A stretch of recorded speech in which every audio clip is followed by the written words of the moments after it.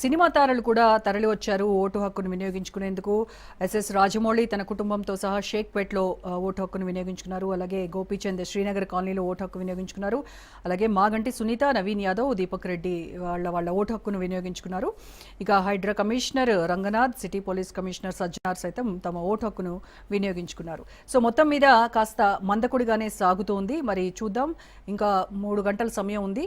ఈలోగా ఎంత percentage polling నమోదవుతుంది అనేది మనకి ఒక క్లారిటీ వస్తుంది. లాస్ట్ టైం కంటే చూస్తే ఈసారి కాస్త పోలింగ్ పర్సంటేజ్ పెరిగిందనే ఒక అంచనాకు వస్తున్నారు అధికారులు. మరి దీనికి సంబంధించి పూర్తి అప్డేట్స్ మా ప్రతినిధి రాజు అడుగుదాం. రాజు, బాగుతున్నటువంటి పరిస్థితి ఇప్పుడు ఏమైనా కాస్త పుంజుకుందా? 9ంటికి 9.2%, 11ంటికి 20.76%, 1 గంటకి 31.94%.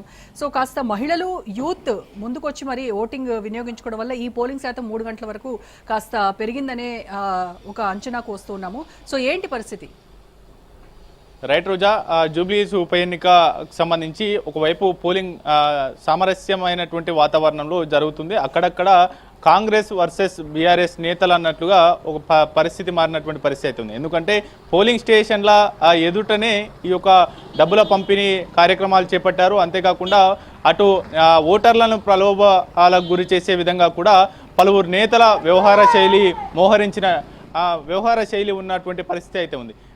నియోజకవర్గాల్లో ప్రచారం ముగిసిన తర్వాత, జూబ్లీస్ ఉప ఎన్నికల్లో ప్రచారం ముగిసిన తర్వాత వివిధ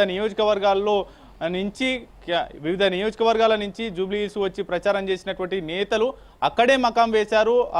అటు ఎన్నికల సంఘం పదే పదే చెప్పినప్పటికీ కూడా నియోజకవర్గాన్ని వదిలి వెళ్ళలేదు. స్థానికేతరులు కూడా అక్కడే ఉండి ఇప్పటికీ ప్రస్తుతం కూడా ఆయా డివిజన్లలో ప్రచారం చేస్తున్నటువంటి పరిస్థితి అయితే కనిపిస్తూ ఉంది. యథేచ్ఛగా ఈ యొక్క ఎన్నికల కోడ్ను ఉల్లంఘిస్తున్నటువంటి పరిస్థితి అయితే కనిపిస్తుంది. పరస్పర విమర్శలు, అంతేకాకుండా ఫిర్యాదులు చేసుకుంటున్నారు. అటు బీఆర్ఎస్ నేతలు పలువురు విప్పుల పైన కూడా, బీర్లైలతో పాటు రామచంద్ర నాయక్, అదేవిధంగా శంకర్ నాయక్ల పైన కూడా ఫిర్యాదు చేసినటువంటి పరిస్థితి అయితే ఉంది. పలు చోట్ల కాంగ్రెస్ నేతలు కూడా ఓటర్లకు డబ్బు పంపిణీ చేస్తూ ఉన్నారనేది కూడా రెడీ హ్యాండెడ్గా పట్టుకొని వారిని ఎన్నికల అధికారి దృష్టికి కూడా తీసుకువెళ్ళినటువంటి పరిస్థితి అయితే ఉండింది. ఓవరాల్గా ఈ యొక్క జూబ్లీహిల్స్ ఉప ఎన్నిక పైన అటు అధికార ప్రతిపక్ష పార్టీలు కూడా అనేక ఆశలు పెట్టుకున్నాయి.